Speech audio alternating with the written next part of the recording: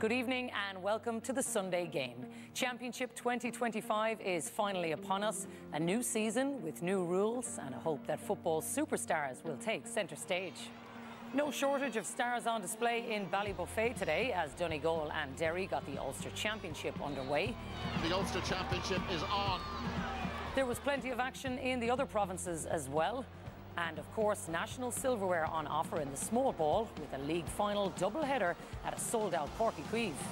The setting here is absolutely spectacular by the banks of the River Lee. The teams, of course, all rivals. And now what is going to happen? Big question.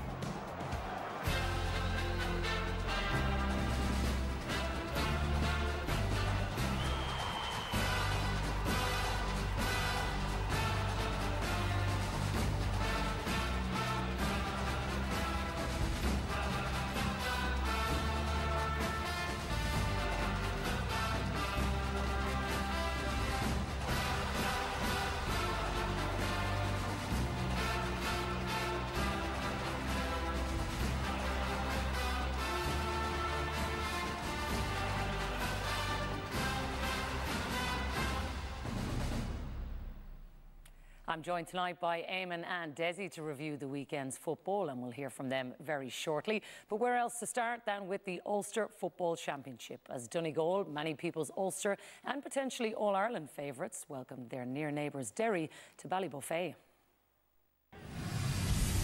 The wind, as you look at it, is blowing from left to right, and Donegal will have it at their backs in the first half here. Here's Lachlan Murray.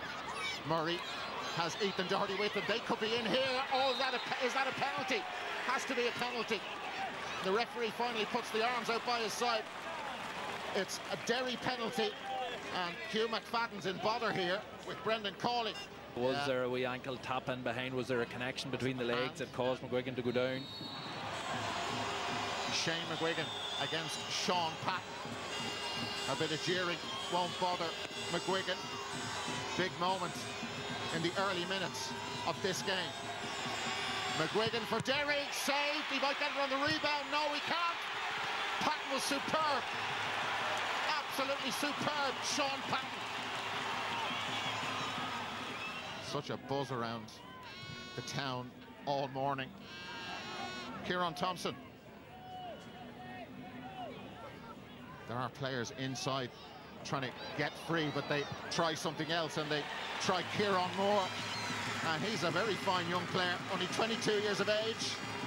Good defender, but he can do this as well. Hugely talented individual. Dara O'Bweel. He's been warned for holding a couple of times as well. And now Michael Murphy, first shot. Oh, the goalkeeper lost it. Oh my word. And look at where Kieran Moore is again. That could so easily have ended up in the back of the net. What on earth happened? Very close to being over the line. He didn't have the cap on there, and it was a close thing, well, look, the umpires are well placed there. Ethan Doherty. Niall Toner takes on the effort, gets the point. If you could see Paddy Talley's mind in terms of what he would see as an ideal phase of play given the conditions in this half, we have just seen it right there now. Shane O'Donnell. And now 4-2, Dara O'Bweel. That's absolutely brilliant. Or is it? Yes, it sure is. I thought my eyes were deceiving me for a moment because the umpires did consult over it, but that's a superb score. Donegal surge forward now with Kieran Moore. Murphy trying to get free of his marker. Patrick McBrearty too. Moore carries it a long way. Ryan McHugh. Patrick McBrearty. You just get the feeling that they're getting into the groove now, Donegal, and this is Dara O'Bweel for another two-pointer. That's stunning. Absolutely stunning. And that's new football. Yeah, absolutely brilliant, but it is Donegal again. That's at their best. That's what Derry would have been trying to avoid in terms of going into traffic. But Dara O'Bweel, brilliant from distance.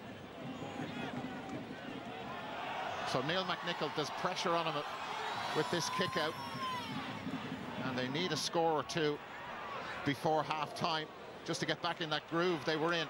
Kieran McFall, Brendan Rodgers. Ethan Doherty and Rogers in again, and they could be in. They are in here. Goal chance!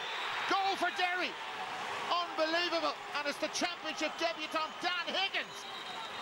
Well, that's turned it on its head. Even though Donegal are still leading, that'll give Derry a massive boost. But they played it simple, they kept it clean, and Dan Higgins, brilliant finish. That's a massive kick and a wonderful catch. They play on. Murphy's catch. Here's Conor O'Donnell. This is for 1 point from Conor O'Donnell. He's got it. Donegal in bother. Where does Patton go? Longest kick out of the day. Michael Murphy, an absolutely fantastic catch. Straight away the layoff, point at the other end.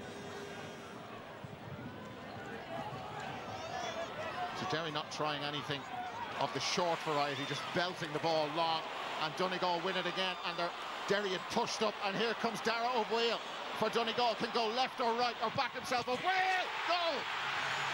That's a fabulous goal from a fabulous footballer, and there's a response. That's huge for Donegal.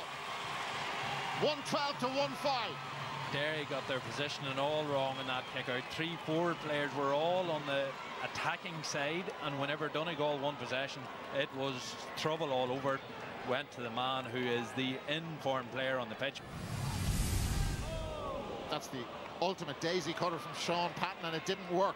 Possession with Derry. Niall Toner lets it off to Doherty. This is for 2. Never got hold of that, or did he? Yes, he did. Well, he seemed to kick that in an unusual way. He didn't seem to make clean contact, but what do I know? Brilliant. Really poor one by Patton. Hard to say exactly what he was trying to do there. But again, there's the advantage of the wind. As you say, it was not the cleanest strike in the world. Perfect start for Derry. Conor Doherty. See a bit of a strap on Conor Glass's knee. Yes. That's about the last thing Derry need is an injury, particularly to that man. Brendan Rodgers for 2. They really are eating into this lead. What about that? Sensational start to the second half. Another 2-pointer. Brendan Rodgers. Yeah, brilliant. We said the 7 points wasn't much, and there within the first 3 minutes we're 5 points for Derry, and we're down to 2. Good take from Hugh McFadden off the Patton kick out. And this is going to be moved forward. I think that was for blocking him. As he caught it, he went to turn. He's tackled on the there mark. was a hand on him. So this is Patrick McBrearty, and that's an easy conversion for him. Ryan McHugh. Going from side to side, Donegal are. Shane O'Donnell. That's for 1. Very fine score. He's some player. Good score and a well-built attack by Donegal. But it's another long kick out. Conor Glass got a touch on it, but the break favours Kieran Moore of Donegal. And off he goes. This fella is a superb player. Advantage been played. Finbar Rorty is to his right. Here's Kieran Moore for Donegal. Backs himself and nearly kicks that one out of the ground. Brilliant play by a top quality player. Emphatic score by Kieran Moore. Keelan McGonigal.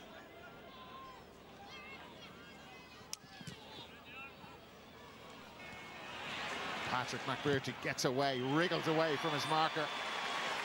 And that usually happens when he's given the time and the space, but he made both himself.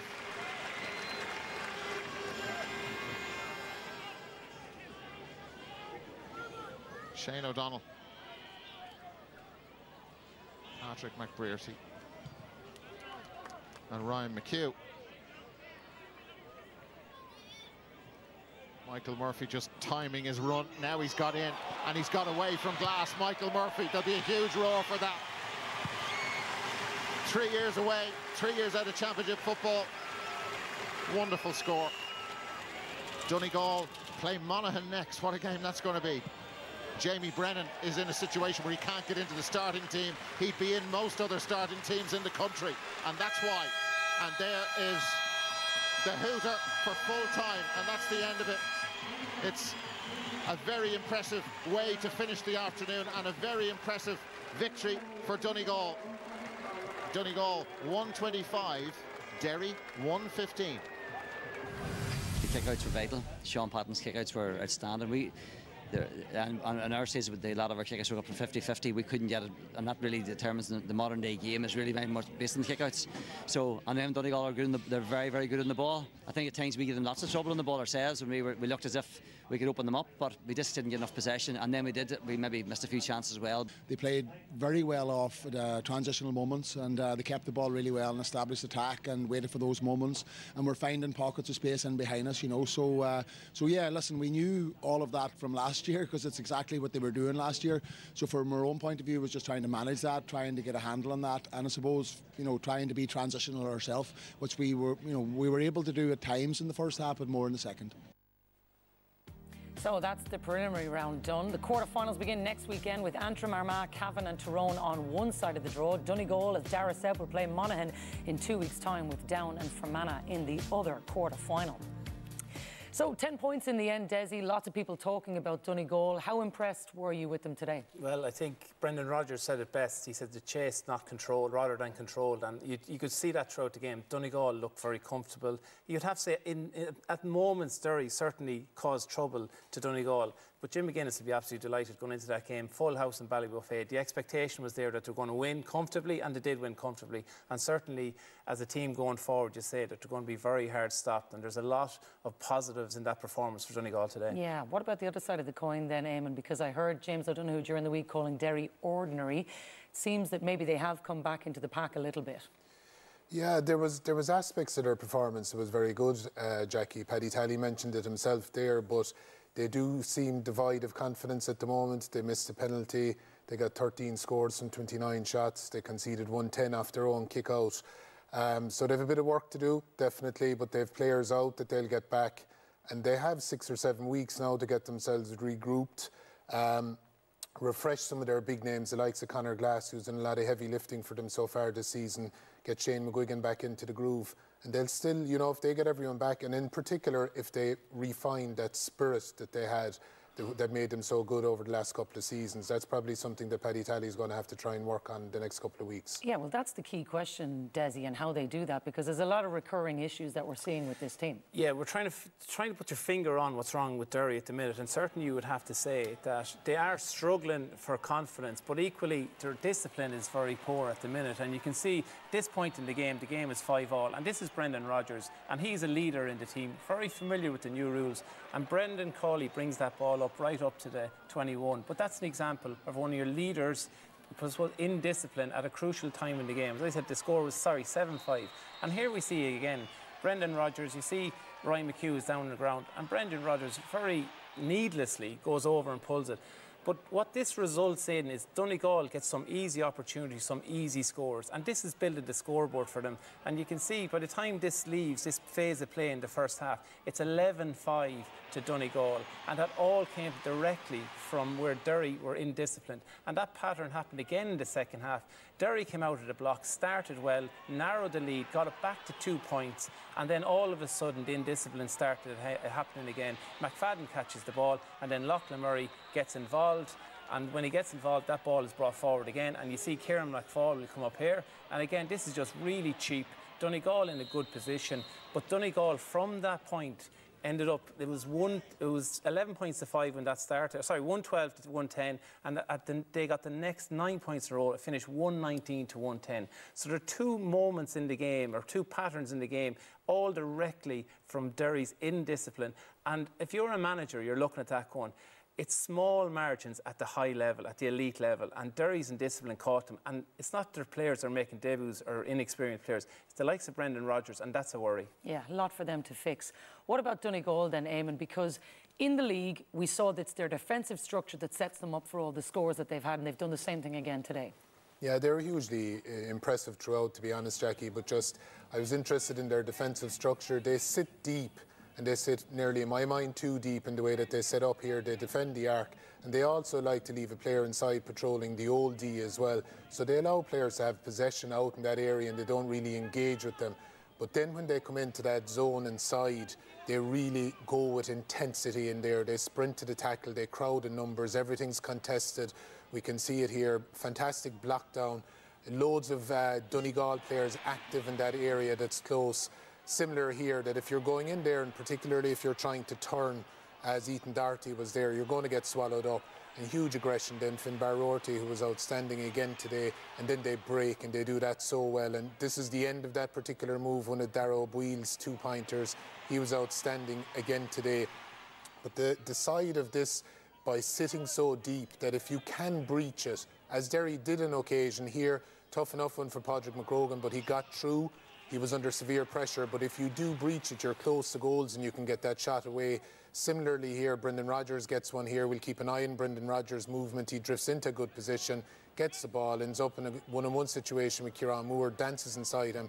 He's close enough to goals to get the shot away then from there.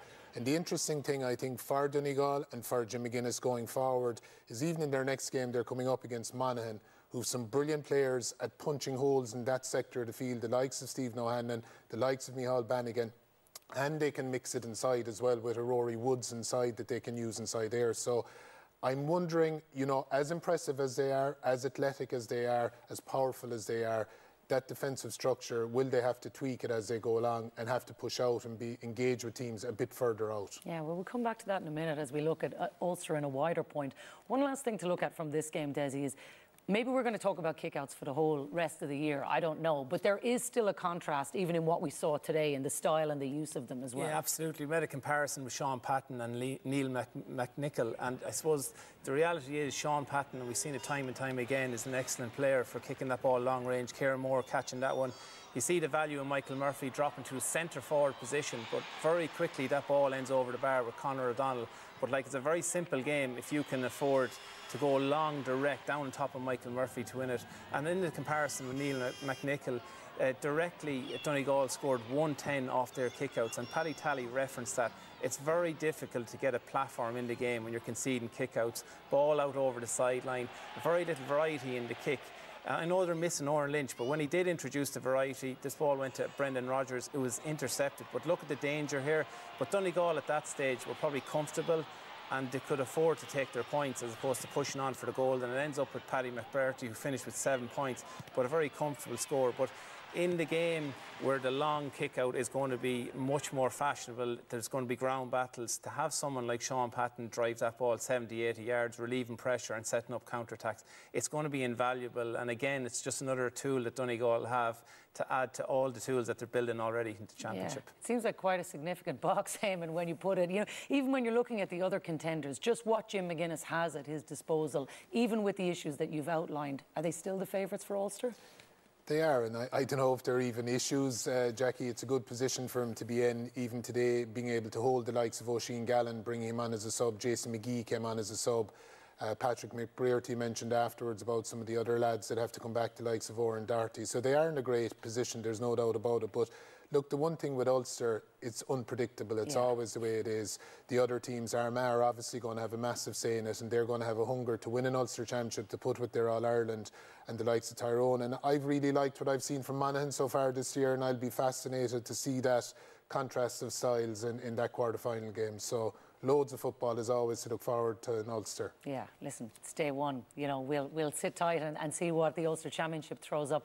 Look, I think anybody who's been watching over the last number of days has seen the great that we have lost in Mick O'Dwyer, and it'd be remiss of us not to mention him on this programme. And Eamon, I was only just chatting to you earlier saying you wrote a beautiful piece in the Examiner this week as well. Just, he really was an icon of the game, wasn't he? Yeah, I think that's the word, Jackie. He was an icon, and you know, it was a celebration of his life this week, but it was a very sad week in Kerry, obviously for Mick-O's family in particular. You know, even when we heard the news earlier on the week, my wife Tina said to me it was as if a piece of Kerry had died. That's the regard that he has, almost as if the Blaskets had floated out into the Atlantic or something. But look, he was an incredible man. He left a huge impression on an awful lot of people in an awful lot of different ways. We saw the way his own players spoke about him this week, the way the impact he had on those. And for our generation of players then, you know, we were coming up against him as a manager in some of the Leinster counties for a while, first of all, and then as he got older, he was so good to all of us, and many of us, he gave us plenty of advice and everything else. And look, above all else, he was just a rogue who was so warm. His company was fantastic. And, you know, being at the funeral during the week, there was a fierce pride below in Waterville of him, and also just a warmth of when people spoke about him. So a one-off for sure. Yeah, a one-off, and Eamon's right. It's the time he gave, but also the gospel he spread. Like, not unlike Paddy going, you know, the way he did with you guys in Westmeath. It's just what he brought to the rest of the country as well. I suppose we're always looking for the magic that the kingdom produces. Like, and I suppose Kildare had it first of all, but the lift he gave the county was incredible. Laois, the buzz and excitement. Like, it's hard to believe the enjoyment and satisfaction he gave to counties other than the kingdom. And then Wicklow, they had a great run with Wicklow as well. But his longevity is something that's incredible. And I think to have that sort of longevity, it tells you something about the relationship he built with the players. And it's a lesson for any good manager, is to build a real strong relationship that you can, it carries you past the good days and the bad days, where people just look at you and respect what you've achieved, and how you've dealt with people stands by you. And there was something that Paddy used to do as well, and I think he learned it from Wicklow, but there was wire to wires, and I'm sure Eamon, you used to do a few wire to wires. Yeah. And it was just something that they had. But like when Paddy or when Mick spoke to a player, certainly in Westmeath or certainly to Laois or Wicklow or Kildare players, you just are elevated to a different level, and there's just something magical about the boys. And it's a very sad week, and two great, like Paddy was an incredible man as well, and now Mick, so it's a very sad for the kingdom. Yeah, it certainly was. Beautifully said, lads. A true legend of the game, an incredible send-off by the GAA community right throughout the weekend. May his beautiful soul rest in peace.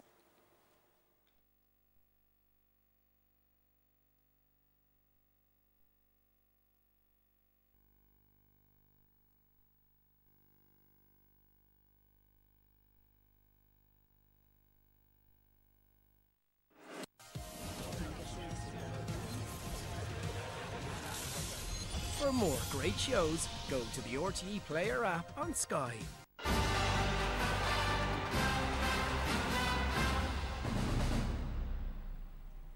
Welcome back. Anthony and Donlogue have joined me, and we're going to switch codes now to the Hurling League final. A first decider between Cork and Tip for some 65 years, a sold-out venue, and two counties absolutely ravenous for silverware. Red and white, blue and gold. The great traditional rivals Tipperary and Cork. Tense rivalry between Cork and Tipperary.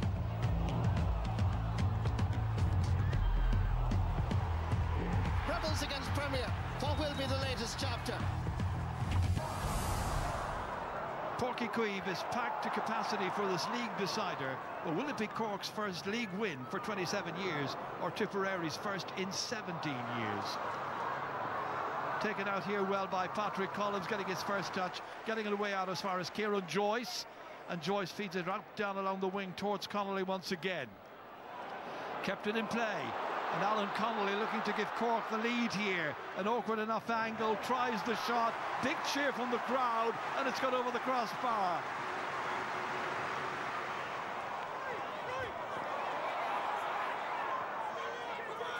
Helped out here by Jake Morris, wearing number 14 today, having played at number 11 for much of this league campaign.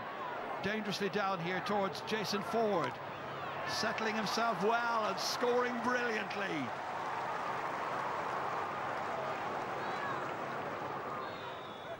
Back as far as Joyce once again, forward towards Horgan, getting his first possession here. And Patrick Horgan looks to get his first point of this National League final.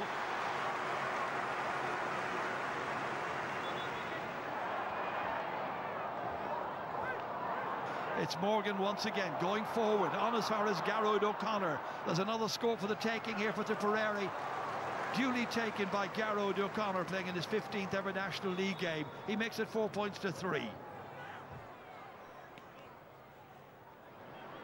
Towards his inside forward line here, collected well. And once more, it is Jason Ford causing a few problems in there for Owen Downey. And his second shot at the target looks extremely good. Didn't have an awful lot to aim at that time. Puck out taken by Cork, out as far as Diarmuid Healy, his first touch. Gets it in as far as Alan Connolly. It's Connolly raiding, still Connolly, and flicking it up and flicking it over the crossbar. His second point of the match. Tim O'Mahony outside to the wings once again to Ethan Toomey, this time low inside towards Patrick Horgan. going racing out over there against Robert Doyle, his marker. Got there first, strikes it with confidence and with impeccable accuracy, which is the norm for Patrick Horgan. Driven out by Ronan Maher. Down there towards Jake Morris. Despairing attempt to get it by Niall O'Leary initially. Runs on there. Back out to Morris once again. This time looks at the target. Arrows it right between the uprights. And that is the first point of the match for Jake Morris.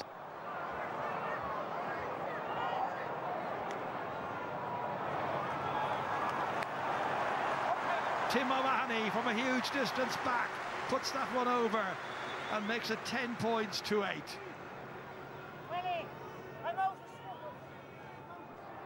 So maybe they're going to have to try and play the flanks a little bit more. Tim O'Mahony forward. In there as far as Alan Connolly. It's Connolly again. Going for a goal this time, and why not? A hat-trick last summer, a goal in the National League final here. Cork ahead by 6 points already.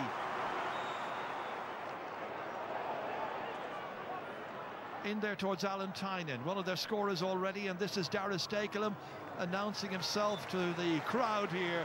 Moments after coming on, he gets his opening point of the match.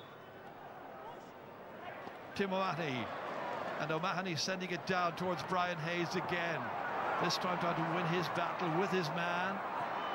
Losing his stick. Helped out by Alan Connolly. Stick reunited with Brian Hayes.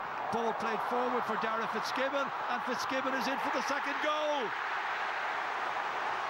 It's a 5th National League goal for this year. Gathering it back there is Ronan Maher. Nicely down as far as Dara Stakelum, first half substitute. On it goes to Sam O'Farrell, who's already scored and who does so again. It keeps Tipperary in touch.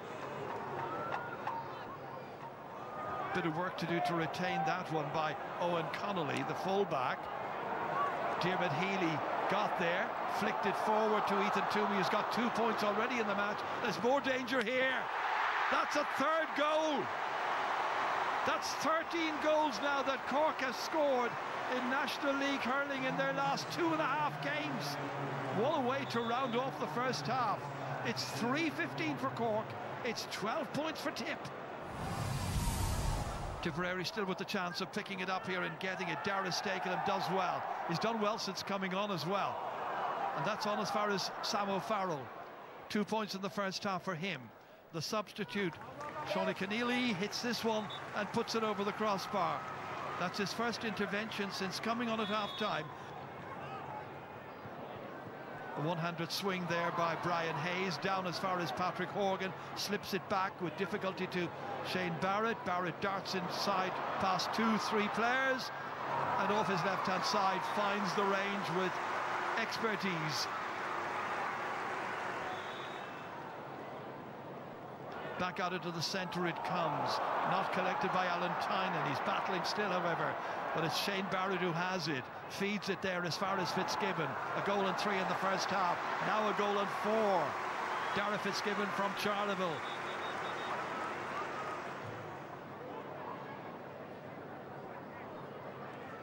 And that's Jake Morris, the other number 14 up there, and he has put that one over the crossbar. On to Ethan Toomey. Down here as far as Brian Hayes gets by the initial challenge there of Michael Breen. And now everybody in the Cork forward line starting today has indeed scored. One back once again by Tipperary.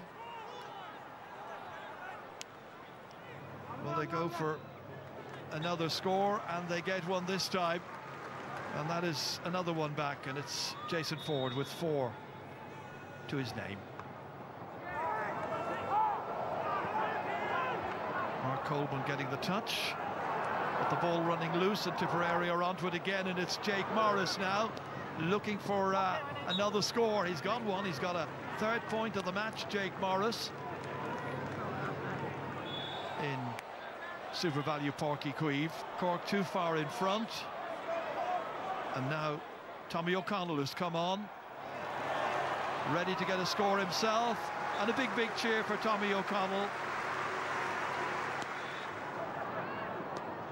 It's driven back out again by Tipperary, all the way up here. Jake Morris. Morris trying to keep them somehow remotely in touch, and that is his 4th point. So now we wait for the referee's final whistle, and there it is. It's Cork's first league win for some 27 years, and their 15th in all. Today they were the superior force against Tipperary. They won in the end by 11 points. The final score reads Cork 3 goals and 24 points. Tipperary 23 points. GA President Jarlath Burns presents the National League Cup to Cork's captain Rob Downey. Cue the celebrations. Have you ever seen scenes like this on National League final day?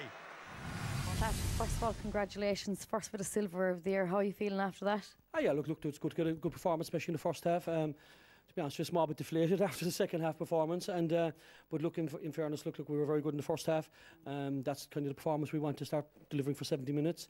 And look, obviously it is start of the year really as such. You know, look, we're sharp and things are going the right way. But look, we're up to Ennis in 2 weeks' time now, and that 35 minutes will go after the lads over the next 2 weeks. So that won't beat any team going forward.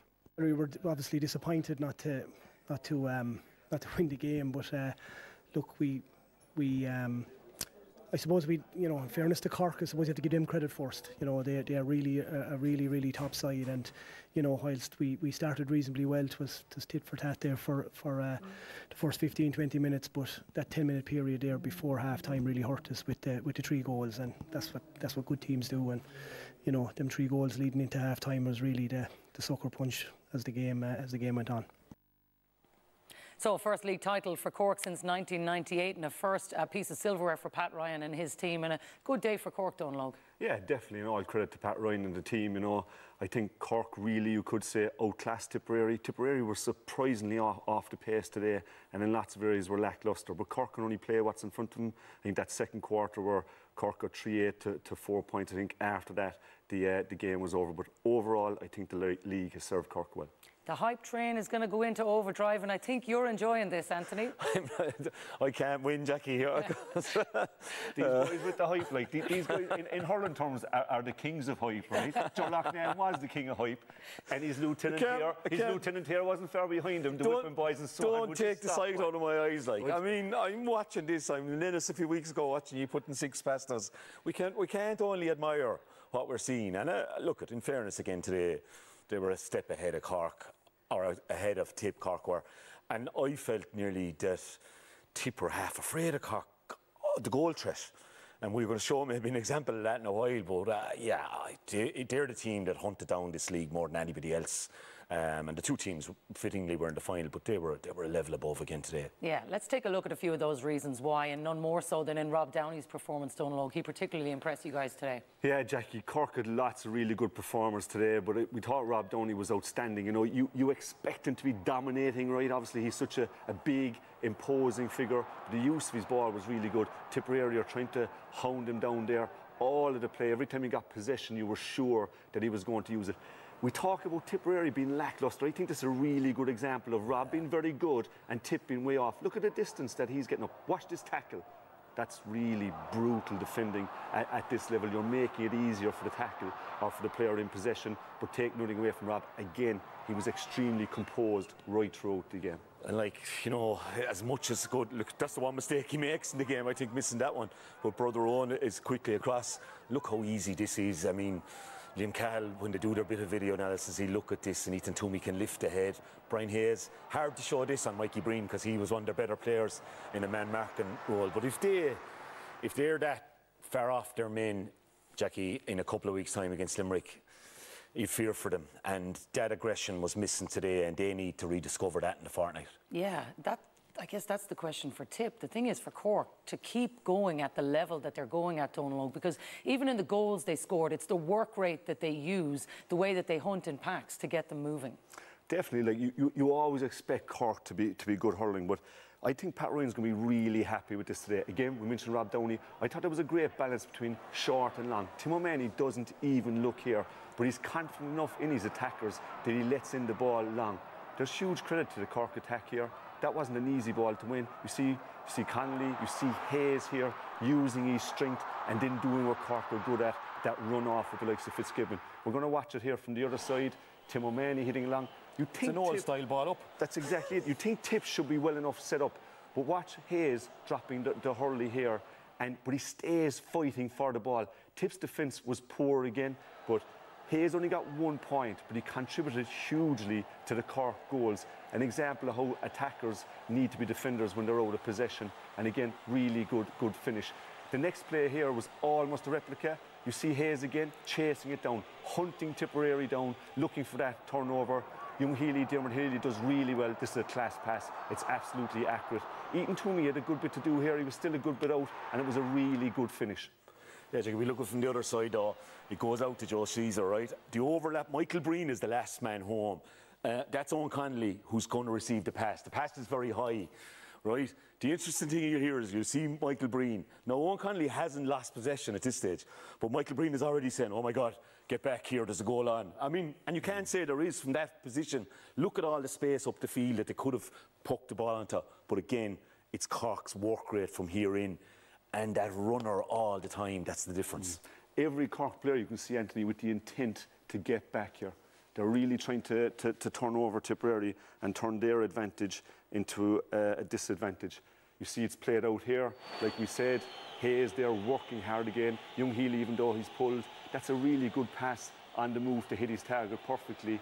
And then Eaton, very good finish. Hogan's a top-class keeper. When you're through like that, you're either going below the ankles, as that man has said, or it's trying to power it past the keeper. 2 inches and he does the latter. You know, you'd say a lot of goalies might be looking at that and saying, you know, should he have stopped it? Michael Breen didn't. He went back, obviously, but he didn't attack Eaton Toomey. Was he trusting his goalie to make the save? But the shot was so precise. The main message there, Jackie, Cork will be really happy with their attack, the way that they hunted down Tipperary. And in 2 weeks' time, that's going to be needed also. I know we have to hand over the cup, Jackie, but we're getting out the brass out to polish it. Not today, anyway, that's for sure. The King's a high pair, right, as we said already, right? But from a Cork point of view, today is a great day, right, okay, in terms of Cork will be very happy. It's a league medal. Cork haven't won it in a long time. But I know those Cork players know that it's championship victories that you're judged on, and Cork will be fully aware of that. And to be fair, I did hear both Pat Ryan and Patrick Horgan saying, look, we're really disappointed with our second half performance. And actually, if you are looking for something to cling to, that's probably what they will. Yeah, I heard an interview with Dara Fitzgibbon, and it was about as grounded as you could be after a fantastic game again at 11. What a weapon he has become. Like Toomey has made the midfield partner for O'Mahony. He looks to be the part, and now you've got this guy gone into 11. And how do you pick the team now? Look, Dermot Healy, flying around the place. You only see this. Look at the bench that came on today, and that's going to be headaches for Pat coming to Ennis. What's his best forward line? Yeah. What about Tip then? Because you wonder for Liam Cahill, they were going so well in the league now. How much of a setback is this, Donald? It's definitely a setback. I think Cork were favourites today, but I think everybody will be surprised as to how far off the pace that Tip were. You'd always associate Tip being able to transfer the ball around, being as good a players as the players that they're playing against. Today they seemed off it. They seemed off it pace-wise, physically-wise, hurling-wise, and they've got a real tough 2 weeks now ahead of them. Like they're playing Limerick in the championship day, the same day that Cork are playing Clare, and they've got a tough sequence in terms of the championship. It's going to be a big test for them now. I think a lot of people today are maybe going to start looking at Tipperary with a different lens than they would have this morning. Yeah, very interesting. We'll come back to the Munster Championship and the wider context in just a few moments, but back to the other game today, because while the main aim for promotion may have already been secured for Offaly and for Waterford, there was precious silverware on offer in the Division 1B final too. Both counties looking to build on the momentum of our already successful season. Not quite championship today, but there is silverware on the line on the banks of the Lee as Waterford and Offaly meet in this 1B hurling league final. Clearance completed by Waterford long down the field, but nobody at home from a Waterford point of view. And easily dealt with by Donald Shirley. His pass across the centre though didn't quite go to hand, and Shane Bennett in there to pick up possession of this one right on halfway. Bennett striking this into the city end goal, and after 2 early wides, the first score of the game goes the way of Waterford and goes the way of Shane Bennett. Conor Sheehan with the line ball, cut out by Oisin Kelly back there. Killian Sampson, long delivery inside. Broken down and off as far as Brian Duignan. He's been Offaly's top scorer in the league campaign so far, and his first score of the afternoon. Billy Nolan goes long with that delivery. Brilliantly won by Jamie Barron. Bit of space here for Barron. Support down that far side as Waterford try to break their way through. Back again towards Barron, who started the movement and finishes it well. And that's a good response from Waterford. Mark Fitzgerald tied in front of that stand. That is a beautiful score from Fitzgerald. His second point of the afternoon from full back. Beautiful. And Waterford back to a 6-point lead. Paddy Levy, as the referee plays the advantage. Waterford don't need it though, because they're working this well through the lines. And now Gavin Fifes from his own half-back line. That is a monster of a score from Gavin Fifes. Brian Duignan gathers possession of a beautiful flick over the head from Duignan, runs onto it himself again on the 21, still going. Duignan, what a save! Billy Nolan to the rescue for Waterford, but Brian Duignan with a piercing run through the heart of the Waterford defence. The shot, there was very little wrong with it, and Nolan makes the save. Mark Fitzgerald now towards Patrick Curran from that far sideline. Curran strikes that one in. That's a super score from Patrick Curran, his second point of the afternoon. Peter Hogan just on, pops it off as far as Conor Sheehan to Tig de Burka, spreads it across on that far side, and it could break nicely here as racing forward is Sean Walsh, still going on towards the 13. Walsh with the shot, and that's a super save by Mark Troy. And you can see the threat that he poses. Put the head down, rasper of a shot. Cathal King, his opposite number Darragh Lyons, gets a touch to it. The 2 number 9s, and it's the man wearing white trimmed with blue, Darragh Lyons, that wins the battle there, and Lyons takes this one on, and that is a remarkable score for Darragh Lyons. Can Offaly respond? Charlie Mitchell picks up possession of it from that far side of the field. Charlie Mitchell, very good score for him. Oisin Kelly decides to run at the Offaly defence, off to Owen Cahill. Hooked as he tried to get the shot away, and Jamie Barron now picks it up on halfway. Barron sets off on a run, still going Barron. Spare man inside, but he opts to take the point himself. He could have passed it away for a goal, but decided to take the point himself. And Waterford move 14 points to the good. That's a brilliant take from Brian Duignan from the puck out. Can he finish up with a score? It hits the upright and comes back down. It's batted into the net from Oisin Kelly. Well, it's opportunist to say the least, but Offaly needed something, and they've gotten a goal from Oisin Kelly. What a take from Duignan in the air. It hit the post. Everybody thought it was going over, including the goalkeeper, Billy Nolan. But Oisin Kelly followed up, and Offaly have a goal. Stephen Bennett sends the ball up this near side of the field. Well kept in play. That's beautiful skill towards Mark Fitzgerald further inside. Here's a goal chance. Patrick Curran. Well, Waterford worked it quick and efficiently up this near stand sideline. The ball from Hutchinson to Mark Fitzgerald, and there was Patrick Curran, and we're back to a 15-point game. Hand pass out that far side. Cathal King now towards Daniel Burke. Burke plays it forward. Oisin Kelly, the goal scorer, he's on again. Oh, what a goal from Oisin Kelly. Super finish, brilliant take, right in the corner of Billy Nolan's net. Long ball from Sampson again towards Duignan, who's caught it. Hurley being held, surely. Brian Duignan has lost it, but the referee is allowing play to continue. Well, Brian Duignan looked as though his Hurley was being held after catching that ball initially, and Waterford will breathe a sigh of relief. Well, it was all going pear-shaped for Offaly in the first half. It seems to be for Waterford now. Long ball sent in. Duignan puts up the hand. Duignan has it, turns and strikes. So we're back to 5. Ben Keneally gives the hand pass away, and Killian Sampson. Away goes Sampson. On he goes. Still going Sampson. Sampson sends it in, and Sampson sends it over. Offaly are finishing like a whirlwind. Kieran Bennett plays that one forward. Picked up there, won by Charlie Treen. Under pressure is Treen from Jason Sampson, and eventually Dan Burke picks up possession of it. He's dispossessed, and it breaks to Desi Hutchinson. And well, when you need cool heads around you, none better than the likes of Desi Hutchinson. As the referee blows the full-time whistle, and despite Offaly's best efforts, it is finished in Páirc Uí Chaoimh on a full-time scoreline of Waterford 1 goal and 27 points. Offaly 2 goals and 20. Desi Hutchinson.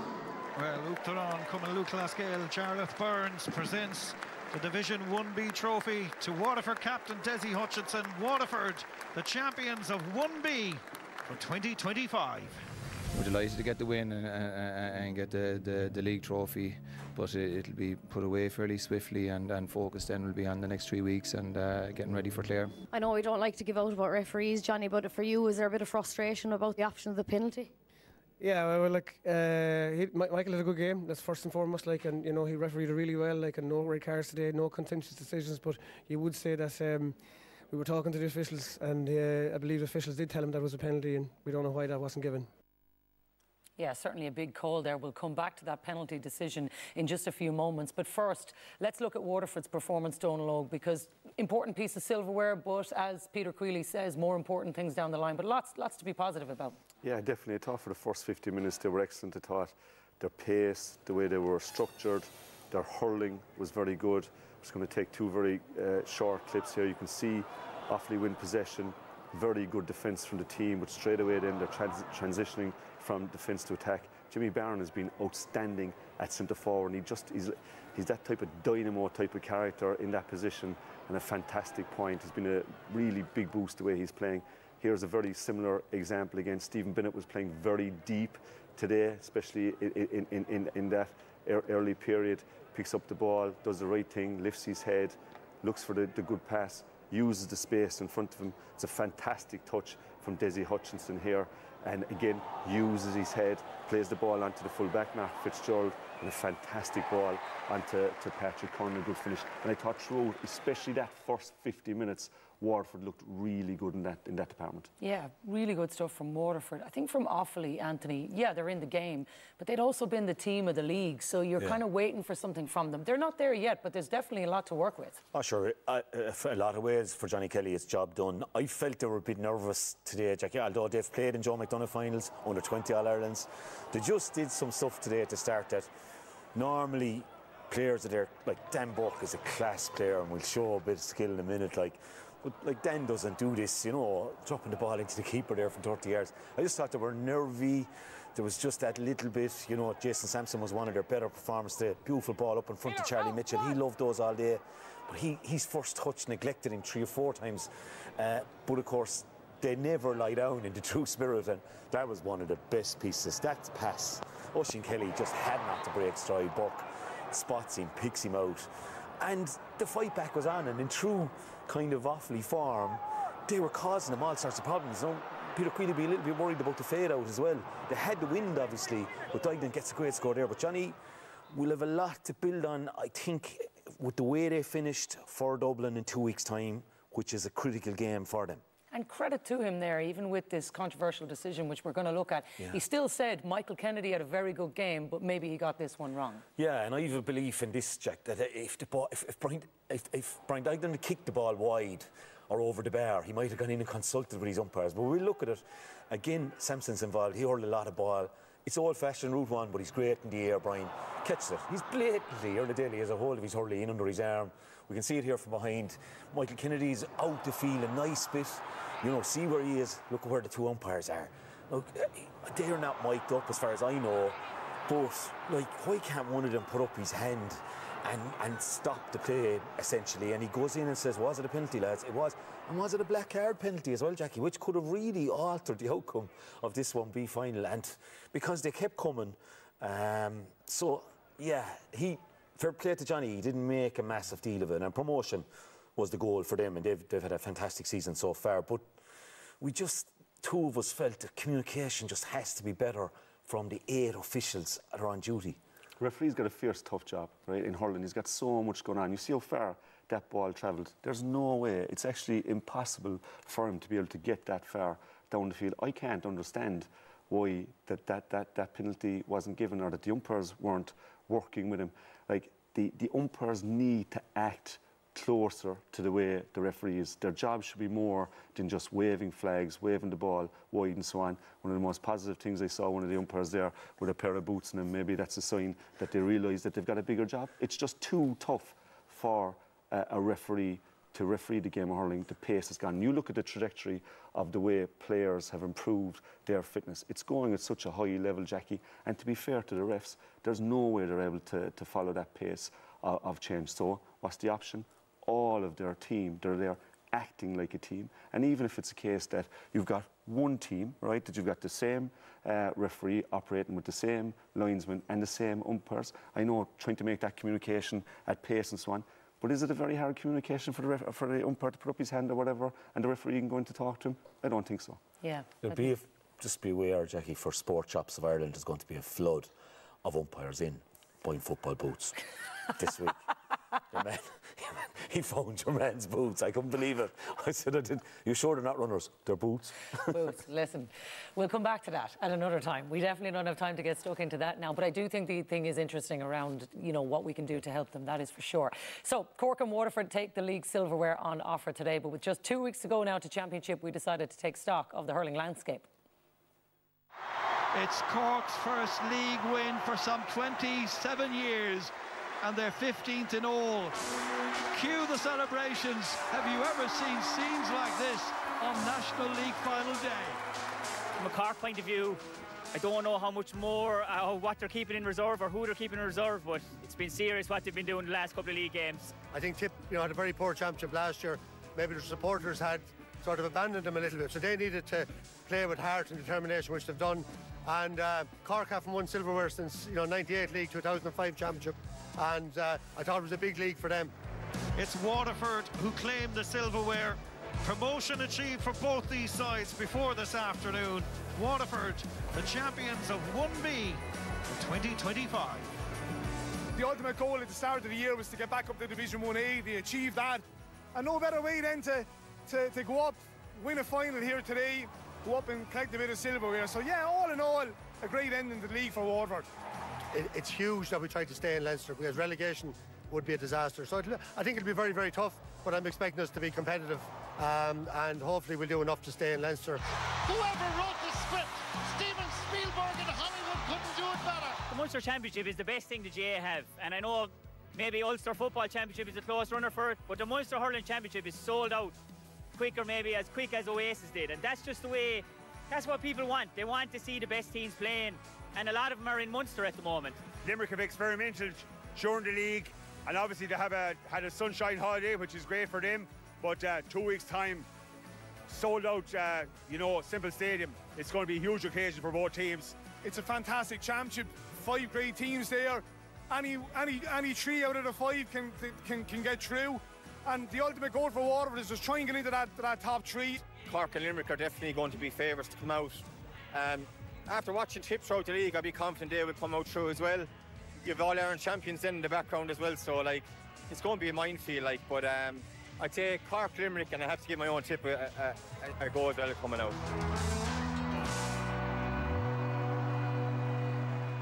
Yeah, no doubt about the hype train of the Munster Hurling Championship. It's alive and well, Anthony, that's for sure. And I think all roads have been leading towards this for some time, but it's going to take off now, isn't it? Yeah, the round robin, Jackie, even though they've put up the prices by a fiver again, why the hell? But I don't know, but the round robin has just been the makings of it. And if, for a town like Ennis, the buzz that's going to be there in 2 weeks' time, and I know even the business people in the town just so appreciate those 2 home games every year. when Limerick come, they've come around about 3 extra trains. Cork are going to be fighting with each other down there looking for tickets. It's mad, it's brilliant, and so much to look forward to in 2 weeks' time. We'll be rank outsiders, obviously, but you know, we'd like to think at home, but we haven't.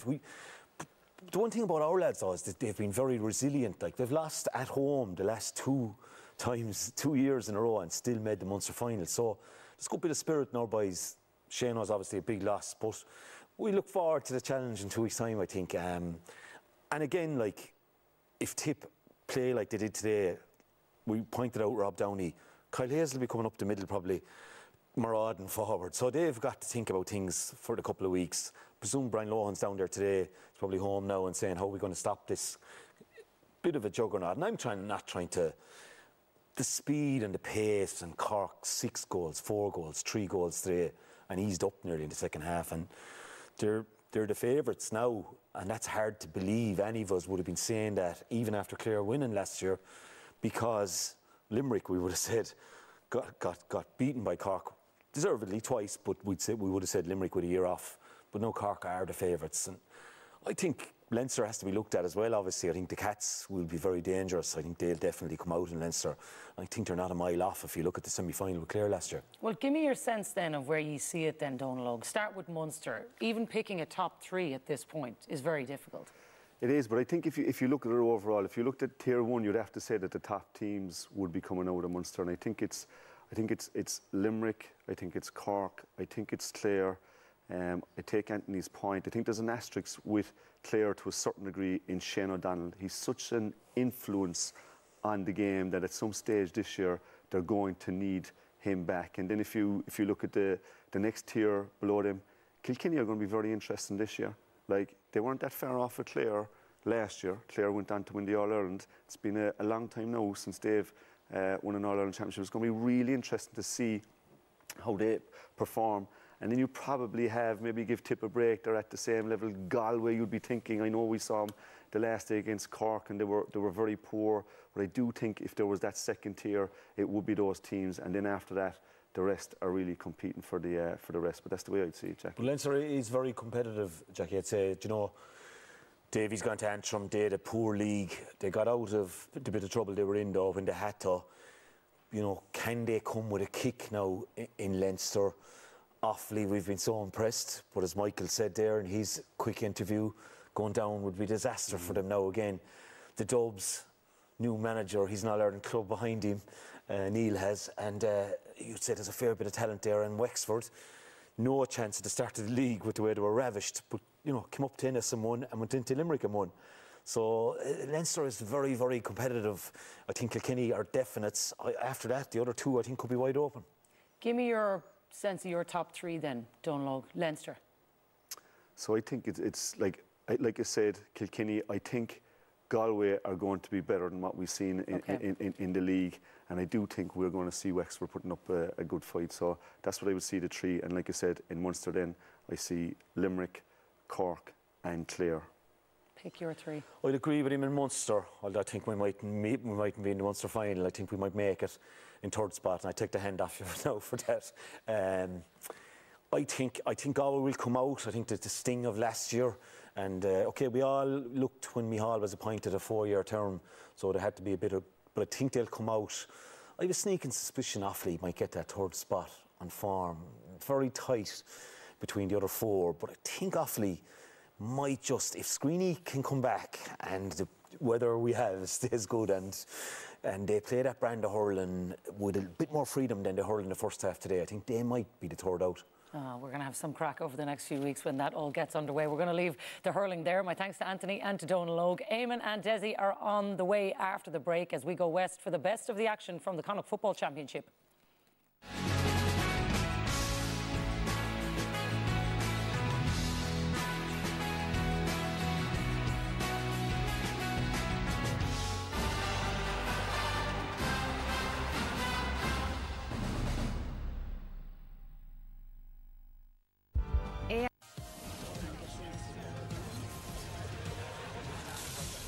For more great shows, go to the RTE Player app on Sky.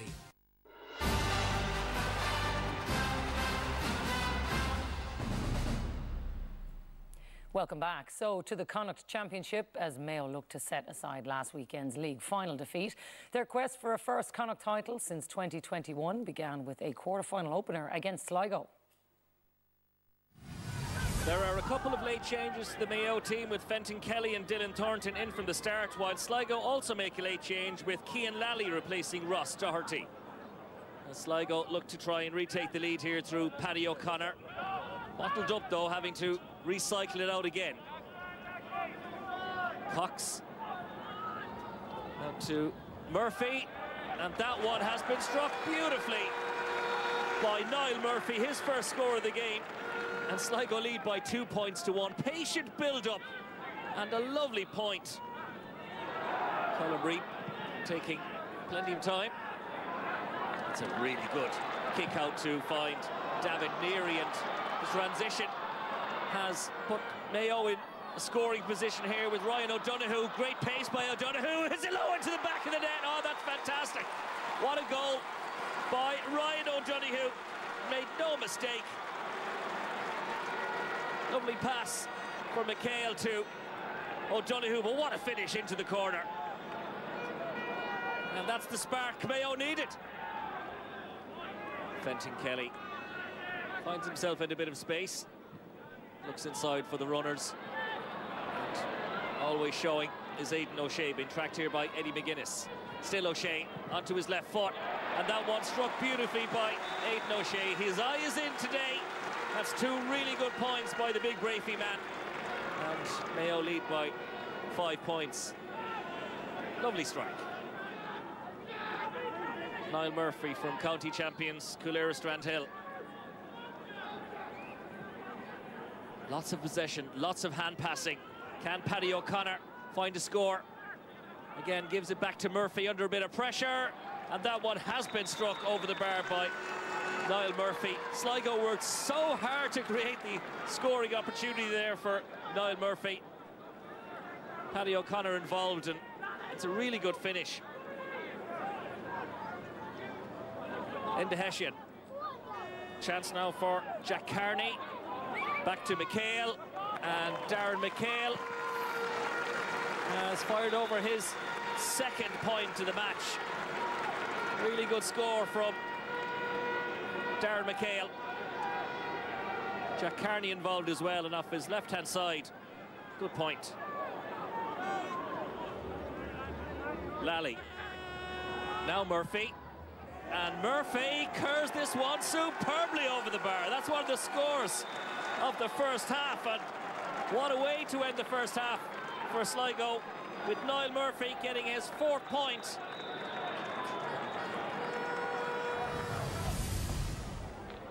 Broken down by David McBride to himself.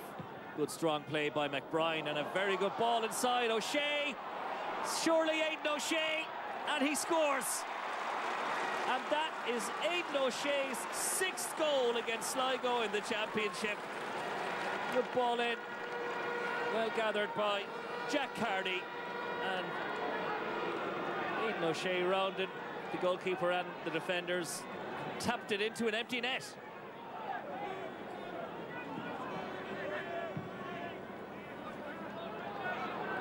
Ball inside. Here's McLaughlin.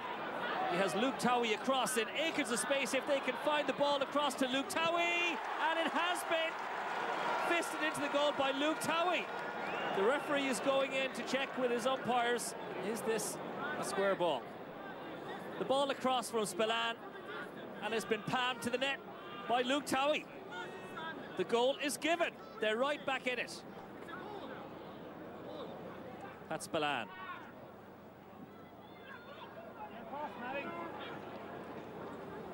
Lally, this is good. Still Lally, and that one has been hit over the bar by Cian Lally. Really good run. And Sligo are only 4 behind, but it was a goal chance for Cian Lally, and I think that was on his mind. This is good pressure by the Mayo forward. Still Cox, but 3 Mayo players around him, and this could well be a free in. And the referee has given the Mayo forwards a free. They deserved it. Taken quickly by Aidan O'Shea. And there's a goal chance for O'Donoghue, also great save by Daniel Lyons. Ball has come out to McHale, should be a score, and it is, but it was nearly another goal for Mayo. And as Ryan O'Donoghue almost got his second of the game. That's a mistake by Colin Reid. Picked up on McLaughlin, and there's a chance here for Sligo. Spillane has been saved. Goal chance for Pat Spillane. That's been saved on the line by Donncha McHugh. O'Donoghue across towards Diarmuid O'Connor, his first possession of the match. Now then, shooting opportunity, and that one has been struck over by Jack Carney, his third point of the match. And the gap is out to 6 once more. Really good point by Jack Carney, playing inside in the full forward line in the second half. Alan Riley into McLaughlin, and Alan McLaughlin strikes this one beautifully, and that's his third point of the match, and the score's coming thick and fast in Castlebar. Enda Hessian. Still Hessian, he's been allowed to go all the way forward, and Enda Hessian just taps this one over. Easy score for Enda Hessian, and a big gap appeared in the Sligo defence, and Enda Hessian showed his class. Paddy O'Connor. Lally. Good run by Lally. Oh, what a goal by Cian Lally to give Sligo hope. Well, there's 11 minutes to go. What a finish. Lee Duignan. Canis Mulligan. Back to Niall Murphy. And Murphy's effort has gone over. It's a 2-pointer for Niall Murphy, and now the gap is 3 points, 1 goal. Final couple of seconds as David McBrien waits for the hooter, taps it out over the sideline, and the referee has blown the full-time whistle. It's finished. Mayo 220, Sligo 270. So, job done for Mayo there, Desi, but is there a slight tint of maybe still a league final hangover with this team? Yeah, I was at the league final, and just after the game, I think Mayo just wanted to get off the pitch, keep the head down and focus on Sligo, and I think just Kevin McStay will be relieved because he knows about the hangover of league finals. A couple of years ago, Roscommon turned them over a week after they won the league final, so I just think Kevin McStay will be delighted to get over that fixture. They face Leitrim in 2 weeks, and with all due respect, the way things are going in Leitrim, you would expect Mayo to be in that, so that's going to give them a little bit of time. You would have to say Sligo caused them plenty of trouble today, and defensively you'd ask a couple of questions. Sligo created a lot of goal chances, so certainly there is work for Mayo to do, but for me, I think Kevin McStay, relief just to be in the next round. One big positive he has is the form of Aidan O'Shea and just the way he's playing at the moment, Eamon, and the shape that he's in. Yeah, he's playing great football. He was excellent for Mayo last weekend on a very limited supply, and he followed on with the form this weekend, Jackie, and they definitely took a decision this week that they were going to kick ball to him, and he was in these one-on-one situations where he takes on Eddie McGuinness here, kicks a great point, and you know, this kind of a situation where Matthew Rowan kicks a ball into him and he comes in, Matthew Rowan comes off it, Aidan makes the correct decision, and that's very effective in terms of that running game, getting that going. Here we see him inside, good ball inside from McBrien. Jack Carney does well. Fantastic composure, sign of a player playing well and playing with confidence there. Again, we see him, he loves this coming down into the 13 spot and getting those. We didn't see too many diagonal high balls into him, but maybe that's something they'll work on over the next couple of weeks. Again, sees off Nathan Mullen, gives a good hand pass into Fergal Boland, good score. But the other side of it then was that when they were under the cosh, he came out the field and won critical kickouts. That was after the Sligo goal. This was after Murphy's point that brought it back to his 2-pointer that brought it back to 3 points right at the end.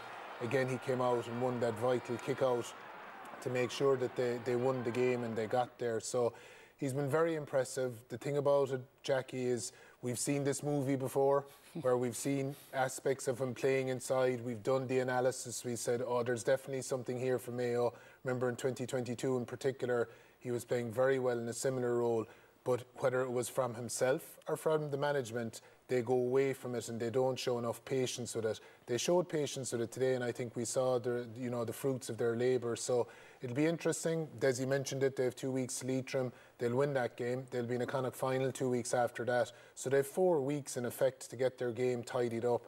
And part of that will be solidifying themselves defensively, but part of it will be finessing that. Well, take that though versus the way Donegal use a Michael Murphy. You know, if they can get that right, Desi, there's big fruits in it. No, absolutely. But I do think you'd have to say he looks a lot leaner, a lot more mobile. He's working around the pitch. He's doing a bit of everything, you'd have to say. Now, he got married recently, and you think most lads put a bit of weight on when they get married. But obviously, Aidan is doing everything right. He's focused on his football. And I think when he's focused on his football and he's playing well, and as well as that, he's taken on the leadership role. Cillian O'Connor isn't in that side, and someone needs to stand up for the forwards that's in there. And he's certainly doing that. He's had a couple of great games. Yeah. What about Sligo then? A lot of positives for them. That's a much closer game than a lot of people thought it was going to be. Definitely, and I think John McEntee will be very pleased with the performance. There's some excellent play.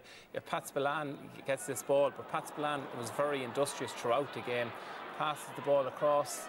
And you'll see Luke Doohy, you're not sure, question marks about a square ball, but the ball ends up in the back of the net. But some brilliant play. Again, Pat Spillane to the fore.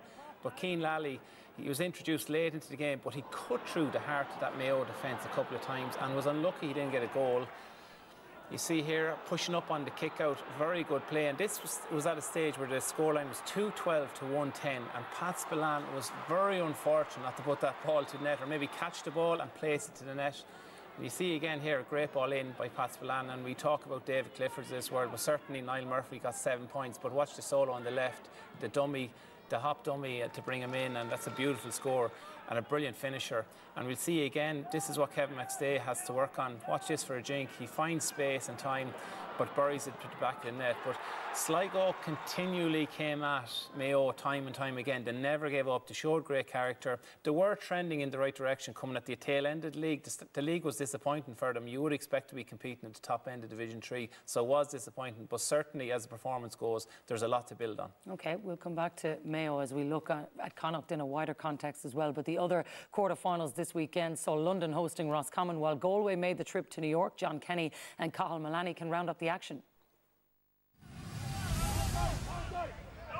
London faced Roscommon in the Connacht Championship for the first time in 10 years in Ruislip, and despite playing against a strong breeze in the first half, it was the Rossies on top. This Dermot Murtagh goal on the 8th minute put them 1-2 to no score ahead. Moments later, they almost got another goal as Ben O'Carroll's shot fizzed over the crossbar. Trading 1-6 to no score, London at least made championship history with the first ever 2-point conversion as Liam Gallagher opened their account. The score spurred on London. They scored another 2-pointer, Daniel Clark putting 5 between the sides. Kieran Diver and Shay Rafter added further points for London, and Rafter then pointed London's 8th. The gap now 2. A Diver free actually levelled the game, but Roscommon led by 3 at the break. Kieran Murtagh with their first 2-point conversion. Roscommon well on top now. Murtagh got the visitors' second goal on 52 minutes, set up by Ben O'Carroll, and Murtagh with a fine finish. No way back for London now. The scores kept coming for Roscommon. This Cathal Heenahan 2-pointer put 17 between the sides. Final score in Ruislip, London 13 points, Roscommon 226. A large crowd greeted Galway at Gaelic Park, with New York hoping to spring a surprise against last year's beaten All-Ireland finalists. But the visitors got off to the perfect start, with Matthew Tierney crashing home a goal in the 5th minute.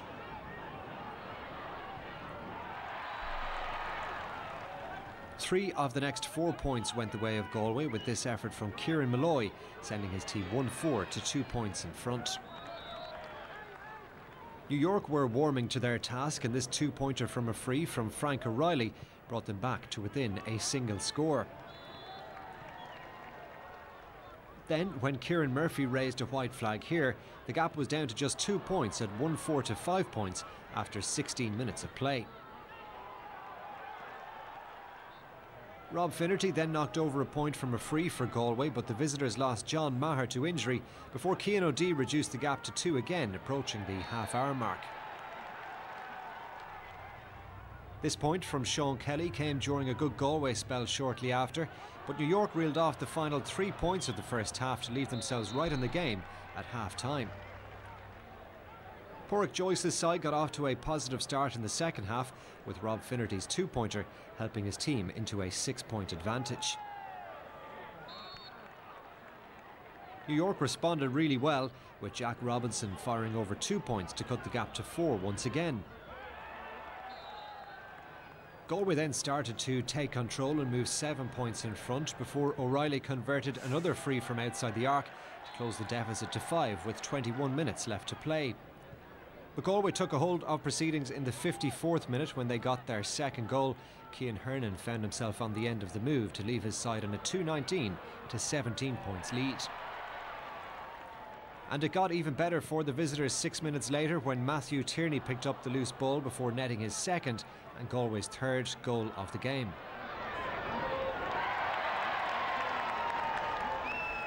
The final 10 minutes saw Galway pad their lead out even further, with the Tribesmen ending as comfortable winners as they move on to a meeting with Roscommon in the semi-finals.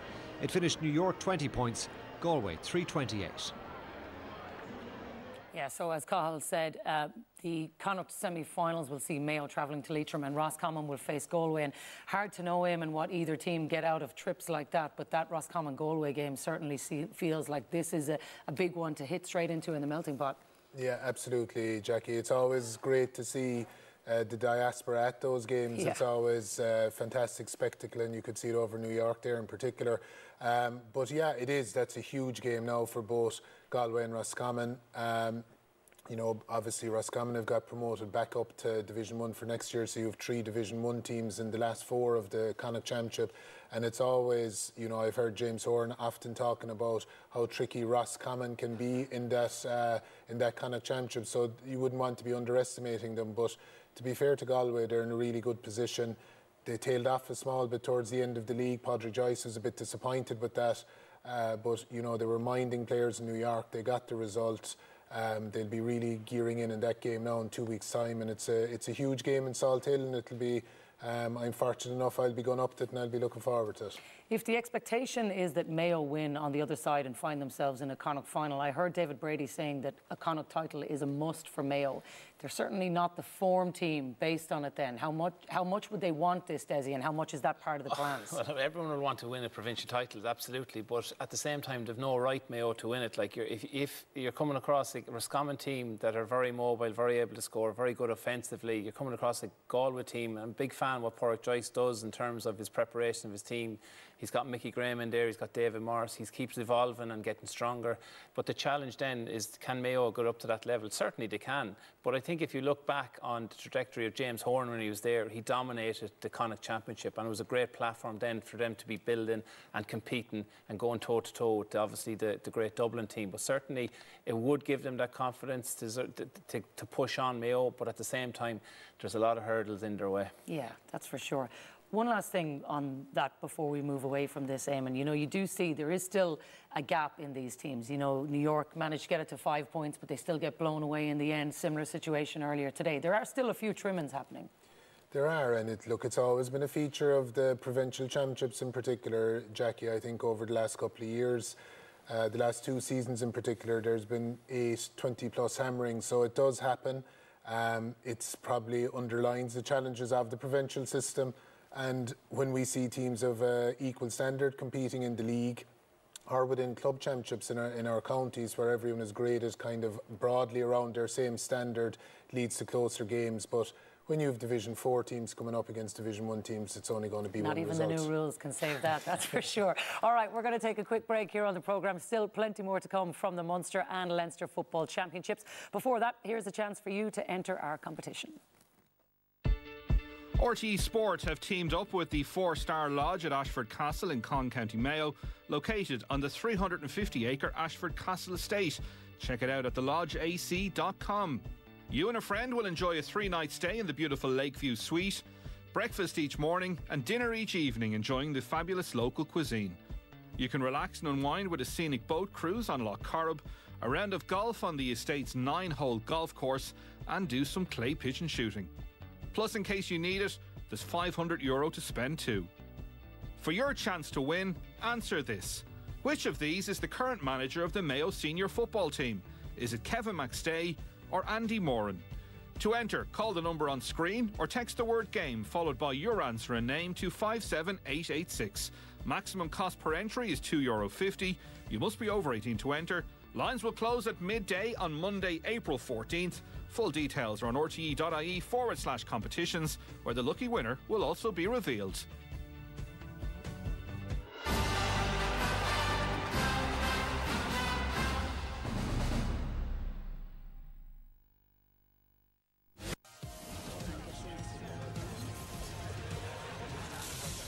For more great shows, go to the RTE Player app on Sky.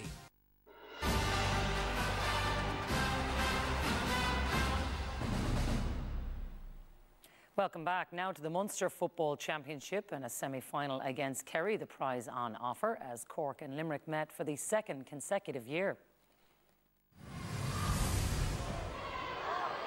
Long kick out.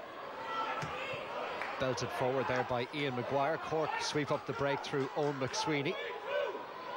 Now Brian O'Driscoll. Raiding forward from wing back. Has support there from Sean McDonald. O'Driscoll hangs on to it. Having a go here. Outside the arc as well. Brian O'Driscoll for Cork. And their first score of the evening is a two-pointer. Into the 6th minute now. This is O'Driscoll again. Having another go for a two-pointer. He kicked one earlier on, and Brian O'Driscoll has one again. That's superb. So space this time for Limerick. Colin McSweeney. Acres of space in front of him. It's still the full back.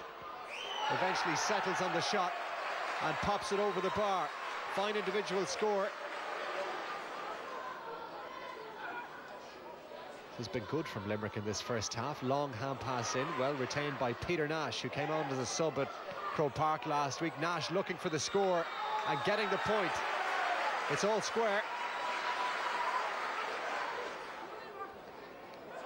McSweeney. Good delivery inside, and O'Driscoll is off the shoulder. He might be in here. Oh, Brian O'Driscoll struck that one well, but it's off target. Well, it bounced up nicely. Corbett was trying to get back.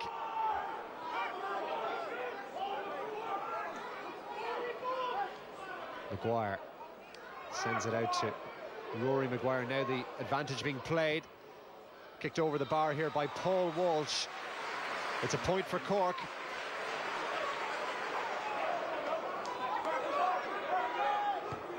Colm O'Callaghan. Nice ball down. Cork beginning to grow into things here. Oh, that's a hefty challenge on Cronin, and this could spell trouble here for Limerick. And it's going to be a second yellow card for Sean Clancy. Limerick down to 14 players, no question about that one. He knew straight away it was high. Good win on the break ball there from Barry Coleman. Opts to take it quickly now. Tackle coming in from Brian Hurley. Full strength from Coleman, who's still going here. Oh, lovely ball inside. Nash is in. Goal chance! Oh, brilliant save. Wonderful work from Micheál Martin.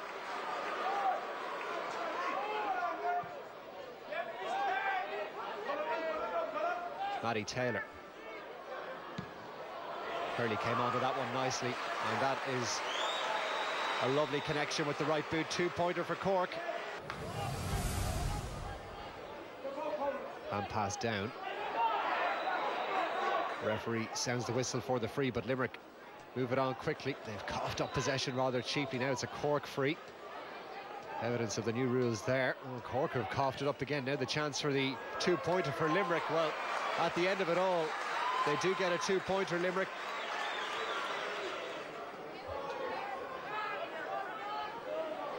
Good work from Cork. They're inside now. This to bring them on to 19 points. This one hanging in the wind, but it's made its way over the crossbar. Long it goes from Josh Ryan. Break spills over the head of everybody. Foul. Limerick will maybe go for the 2-pointer here. James Naughton has got the ball in hand. It's outside the arc. Scored 4-12 against Waterford in the league a couple of weeks ago, James Naughton. He's got a 2-pointer here. 8 points the gap now. They might go Cork again. And there's space down the middle. All the players are congregated along the sideline over there. There might be something on here for Cork. It's opening up. And it's a point. Another one for Cork, kicked over this time by Colm O'Callaghan. Limerick still battling hard. Corbett. And now the shooting opportunity. Well, that one is straight up into the air from Jamie Bainham. O'Driscoll comes for it. Watched it all the way. And there goes the full-time whistle.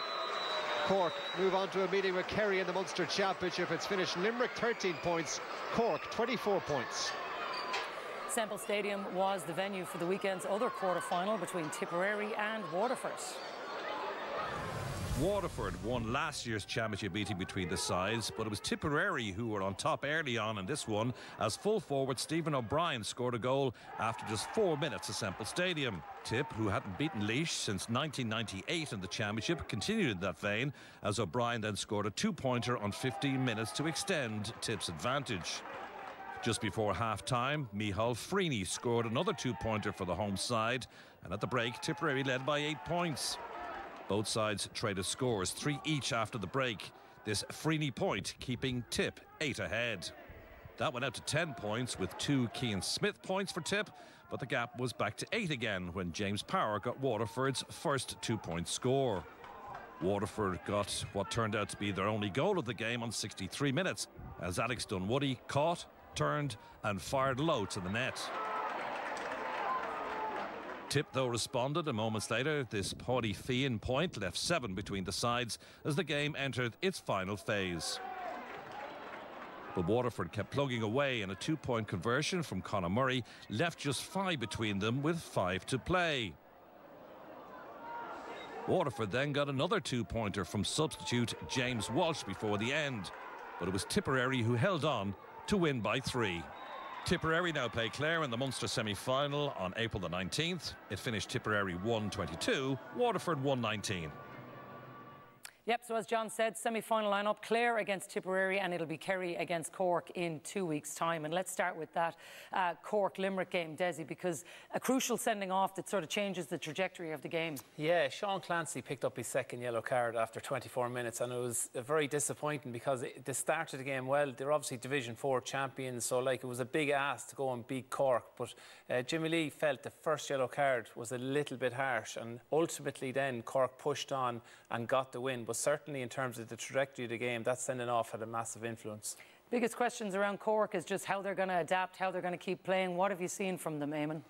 Yeah, I was impressed with aspects of their play, Jackie, but one of the things we're going to look at here is just in terms of their natural game, their attacking game. When they can run an attack like this, they're so hard to deal with. They always have been traditionally. Brian O'Driscoll, who was outstanding for them last night, tacks up, kicks a great score here. Very impressive. However, as we'll see here, that when they end up running into the areas they probably shouldn't, this situation here, we see Mark Cronin's on the ball. Sean McDonald, first night out, he was very impressive for Cork last night, but in this situation you'd be wondering, should he hold his run? Because what he's actually doing, he's running in ahead of the ball into the space that possibly Cork should be using. Mark Cronin's even looking at him. Mark Cronin isn't looking inside at Brian Hurley, which to me is a much more dangerous situation. And as we play it on, we'll see that Brian Hurley comes across. But because Sean has gone in, he ends up taking a ball that should be going to Brian Hurley in a better situation. Instead, it ends up coming back out around. Cork rotated, slows down, suits Limerick defensively, and eventually they end up shooting wide Matty Taylor from a tight angle, even though he felt himself it was over the bar. This is another example then of when they're attacking into a very good situation. We see in this situation, Colm O'Callaghan has been released by a kick pass, which is exactly what you want to be doing. But from here, how can they make sure that they're getting a goal chance? Ian Maguire's run brings Ian Corbett with him, again blocking up the space. And even Brian Hurley inside, who's such a clever forward normally, we'll see as it plays on, he ends up coming into that area as well, bringing his man with him. They clog it up. Corbett gets back, gets a good tackle on Brian Hurley, disrupts the move, ends up coming out. You'd expect him to be a bit more kind of ruthless in that situation. Speaking of ruthlessness then, when we saw a very similar situation developing in Ballybuffet today, the two O'Donnells are supporting, Darrow Boyle, who's coming in, heads up. Michael Murphy's in a very good situation there as well. But I think the important part of this is stay in your lane. And I'd say Jim McGuinness works on this time and time again, where each player is keeping the depth and the width. So that gives Darrow Beale the space to run in. And because it's so wide and so stretched, the Derry defenders are staying wide. And that gives him the opportunity to bury the ball to the back of the net. But that's something that does require an awful lot of practice and training sessions, and I think Cork and John Cleary certainly need to look at that aspect of the game so that they can get a maximum return for them attacks. Do they have the players to be able to do what we've just seen Donegal doing there, Ian? Oh, they absolutely do, Jackie, and that's the frustrating thing with Cork. I know the Cork crowd will be delighted to hear a Kerry fella talking about them, especially with Kerry on the horizon, but they so have the talent, and they have the talent on the pitch and on the sideline to get the best out of the group. It's just very hard to put your finger on what is the missing link. Now, on the positive, they got the job done. They won the game. They're into Munster semi-final. They got Sean Powter, Maurice Shanley and Cathal O'Mahony all got minutes last night in the Gaelic grounds, which is all positive for them. But those kind of situations, they need to get better at that. If they're going to beat the top teams, if they're going to beat the likes of Kerry in 2 weeks' time, when they get into those situations, we saw how ruthless that Donegal were in Ballybuffet. Cork need to bring that kind of ruthlessness with them next day out and for the rest of the championship. The thing is, they have given Kerry some trouble in the past, Desi, but it's getting over the line against those bigger teams when there is obviously going to be a very big step up in class in 2 weeks' time. Absolutely, but like Cork still have quality players. The likes of O'Driscoll, the likes of Powter coming back, I think, is a big play as well. Rory Dean, they have a lot of quality in that team as well, but you definitely get the sense that they're not maximising the potential that they have. Now, the league at times was rocky, but at the same time, I think they finished that relatively good. They got to 6th place, I think, is finished in Division 2, which at times it didn't look like that. But certainly, I think there's more potential in the team. But it must be very frustrating for John Cleary as the manager, because everyone just labels Cork with that tag. They're good, to have potential, but when are they going to fulfil that potential? He'll be delighted with it tonight, Desi, don't worry. He will. But on the other side of the draw, though, Eamon, you look at the prize that's there. You know, a lot of people will say Cork massive underdogs, but on the other side, you've got Sam Maguire potential now for Tip and for Clare, and that's a huge fight. It is. It absolutely is a huge prize. Clare will be fancying their chances, to be honest, Jackie. They did well in the league. They were unlucky not to go up. Tip obviously had a great win last night in Thurles, but you know, Clare have a very strong squad. They obviously have Peter Keane at the helm as well, and he'd love a cut off Kerry if they can get there, but Cork and with yourself with your red jersey on tonight might have something to say about that. Well, we'll see. For Tipperary, I think when you're looking for key performances and what they were going to get, Stephen O'Brien totally epitomises it, Desi, doesn't he? Yeah, Tipperary lost Conor Sweeney. Obviously, he's a big player for them, and you would have to say that in Stephen O'Brien. Now, Stephen O'Brien has been struggling really badly with injuries, but he showed great leadership. He's the captain of the team. There was 10 debutants for Tipperary last night, but that's a brilliant finish. And you see an array of skills. As I said, he's been struggling throughout the season with hamstring injuries, so there was an agreement with the manager maybe to get to 35-40 minutes, but that's an incredible two-pointer from downtown.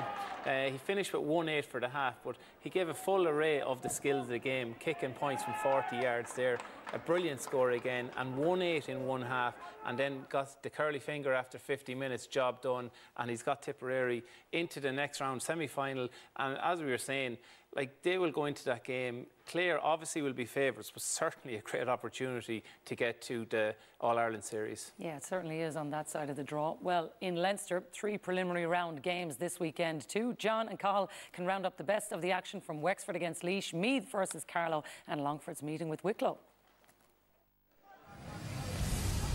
Laois won the last championship meeting against Wexford 2 years ago, and it was the visitors who got off to a great start in Chadwick's Wexford Park. A Kevin Swain point in this goal from Paddy O'Sullivan in the opening 3 minutes. Over the following 12 minutes, Laois extended the lead out to 9 points, with Brian Byrne, Mark Berry and Pa Kerwin getting onto the score sheet before this two-pointer from Ronan Coffey. Wexford, though, hit a purple patch over the next 10 minutes, with 4 points, including this one from Niall Hughes, to cut the deficit in half.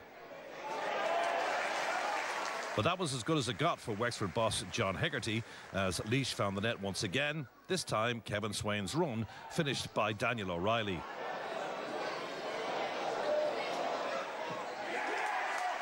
A point at 45 from keeper Killian Roach, and a Mark Barry pointed free was added to by Ronan Coffey's two-pointer free that gave Justin McNulty's side a commanding 12-point advantage at the break. For most of the opening 20 minutes of the second half, both sides traded scores. Pa Kerwin got in on goal, only for the finish to sail over Dara Brooks' crossbar. It was Wexford who found the net a minute later, as half-time substitute Michael Kinsella held off a number of challenges to finish low past Killian Roach. 8 minutes later, Michael Kinsella was involved in Wexford's second goal. This time a crossfield ball from Sean Ryan ended up in the back of the Laois net. A Dara Brooks two-pointed free cut the margin to 7, but points from Mark Barry and this one from Jonah Kelly saw Laois take a 10-point win, and they now face Louth next weekend. Full-time, Wexford 2-11, Laois 2-21. Meath played with the aid of the breeze in the opening half in Navan and raced into a 4-0 score lead with this point from Jack Kinloch, his second inside the first 6 minutes.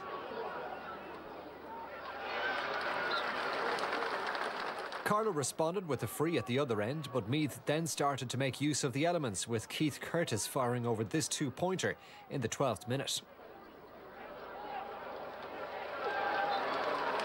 Having to work hard to even retain possession, Carlow were well served by Ross Dunphy, who hit their first point from play with this nice effort off the left boot, leaving matters at 9 points to 2.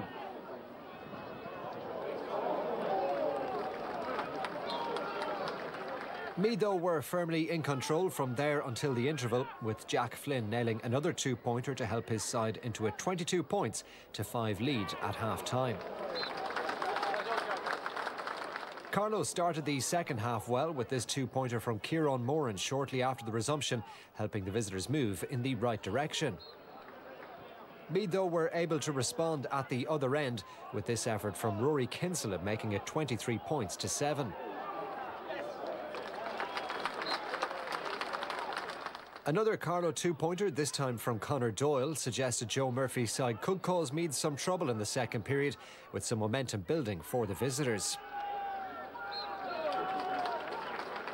But Meath then took a decisive step towards victory, with this goal from Rory Kinsella sending the hosts 17 points in front with 22 minutes left to play. Carlow battled hard late on and managed to eat into the deficit, with this long-range effort from Niall Hickey bringing their tally to 18 points.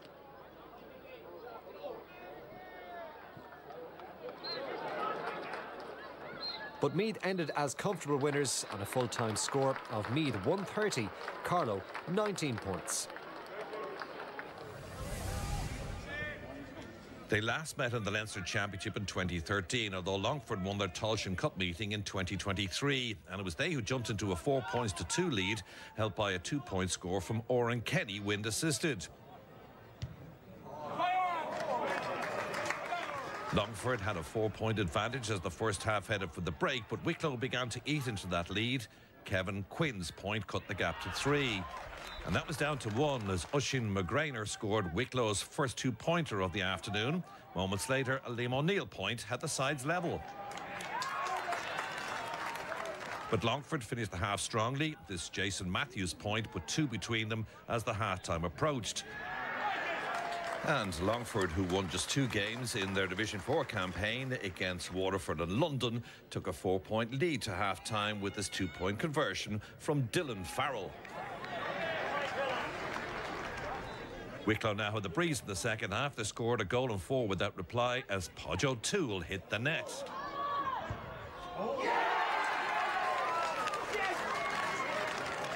But Longford got a goal of their own. They'd been drowning in the opening 10 minutes of the second half, but their first score since the restart was a goal from Desi Reynolds, which levelled it up.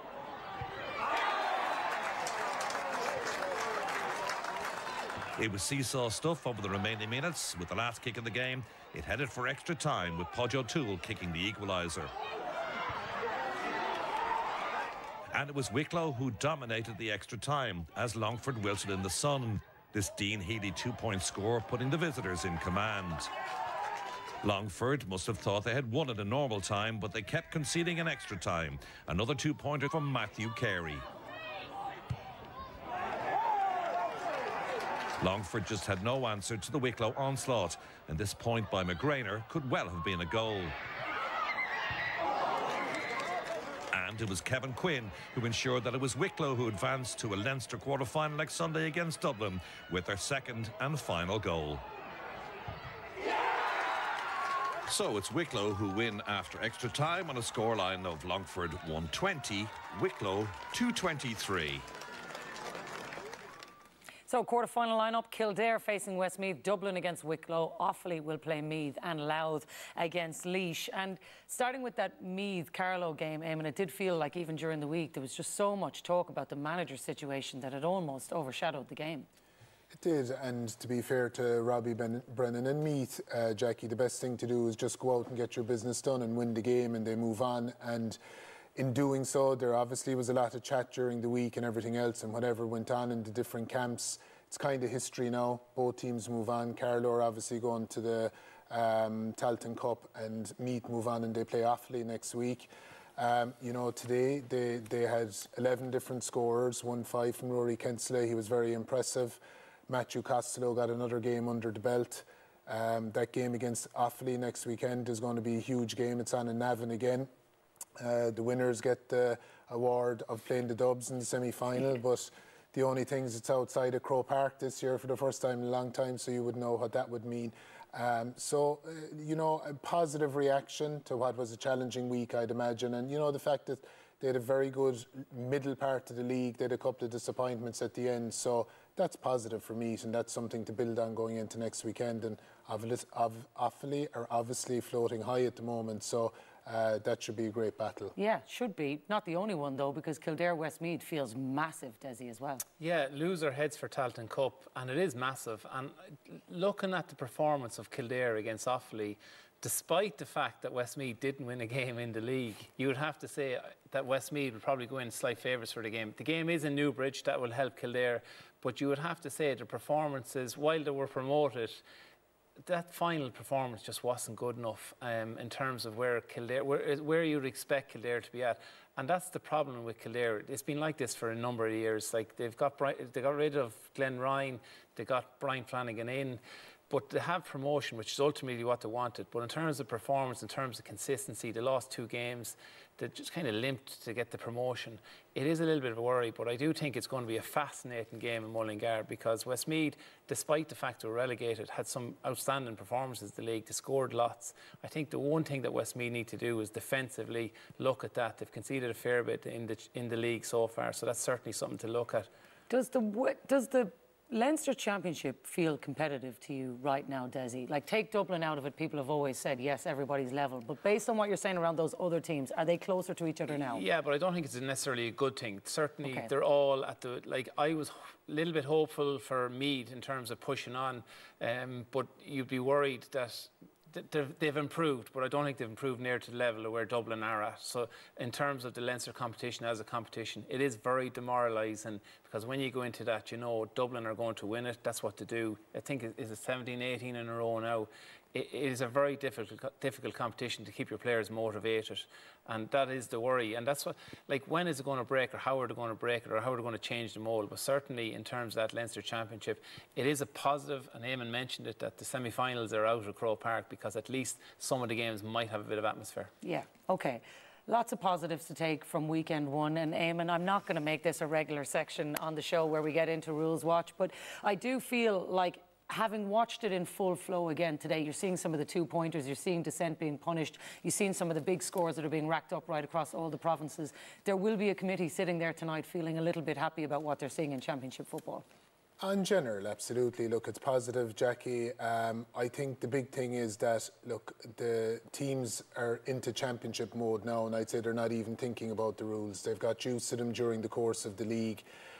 They're focusing on performance now, and they're not looking for any excuses, or they're not looking at this stage to, you know, be wondering, will there be changes, won't there be changes? They're playing the cards they've been dealt, And it wasn't perfect over the weekend. There was little bits and pieces of mistakes made here and there, but that's always going to happen. That's always been the case. But yeah, broadly positive, and I haven't been talking to any of the lads today, but I would imagine people are pretty happy, all right. They should be too, Desi. Absolutely. This is what they wanted. To be fair, rounds 1 to 5 of the National League, there was a lot of talk, a lot of speculation, a lot of given out by managers. I think since the tweaks in round 5, 6 and 7 and today's round, I don't think people can give out too much.